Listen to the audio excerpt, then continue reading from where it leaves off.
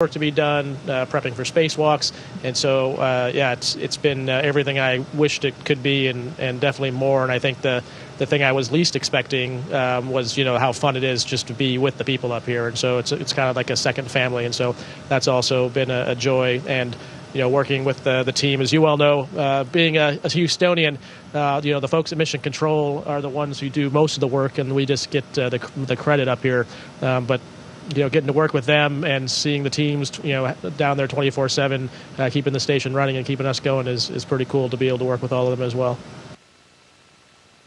What's been the most difficult thing to adapt to in microgravity? Is it like brushing your teeth, eating, just trying to sleep? What's been the most difficult thing that you maybe didn't expect? I think I would group it into two categories. There's like the physical, which is early on, and then just sort of the mental, which is ongoing. So the physical part takes between about 2 days to a few weeks, and just the feeling of falling and getting used to that, and then your brain eventually adapting, and then just sort of orienting your eyes and your ears and all your senses, getting used to what's going on, and again your brain sort of eventually adapting to all that. And then I think on the mental side, the most difficult thing is you take for granted how much gravity helps organize things, and so it's really a lot more difficult up here to multitask. It's little things. You mentioned brushing your teeth. It's a great example of you put the toothpaste on, and then if you don't immediately put the toothpaste back in the little pocket where it came from, you're going to lose that toothpaste and it'll be gone because you get so used to on the ground just setting something down, moving off and doing another task. Maybe if you're brushing your teeth at home, maybe you're looking at your phone and the toothpaste tube is still there when you look back. But here, that's definitely not the case. And so you have to be very, very deliberate and very mentally aware of doing one thing at a time. So whether that's eating, working, reading a book and not losing your book, everything, basically you have to make sure you're paying attention to that one thing so you don't lose a screwdriver, lose a pencil, lose a tube of toothpaste, or lose whatever it is that you're holding on to. I guess everyone up there has to be put the lid back on the toothpaste when you're done with it. I guess there's no debate on that one. And so what's been your favorite memory so far, or your favorite moment? Something that when you come back home, you'll look back on fondly?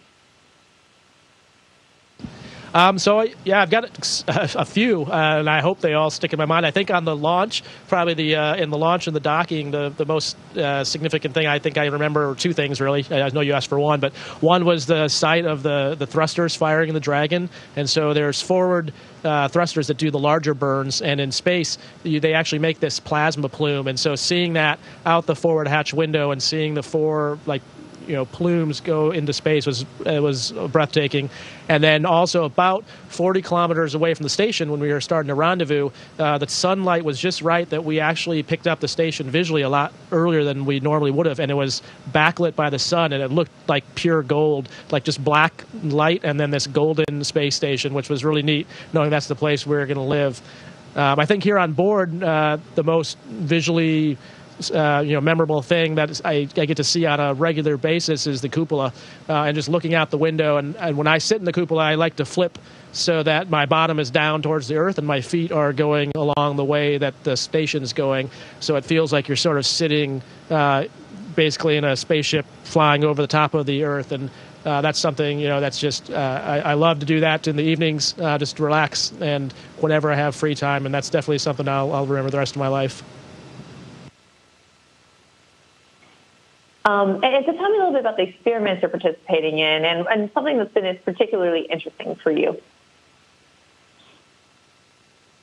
Yeah, so that's actually one of the other surprising things. It's hard to keep track of all of them. So we're doing 300 different experiments in the time we're up here, which is more than one a day. And most of these experiments are some scientist's life, work, and passion, and has the potential to change lives on the ground. And so trying to keep track of all those has been a lot of hard work, but it's a lot of fun too to get to interact and be a part of that. So we're doing a whole lot of plant research right now. That we have actually 3 different ones in progress, and so that's been a lot of fun. One is looking at how to deliver nutrients and water to plants in microgravity. And so we know we can grow plants in space, and now we're looking at more efficient ways to do that, to make it more scalable and sustainable, especially as we look to go to the moon and stay there, look to go to Mars and have to grow our own food.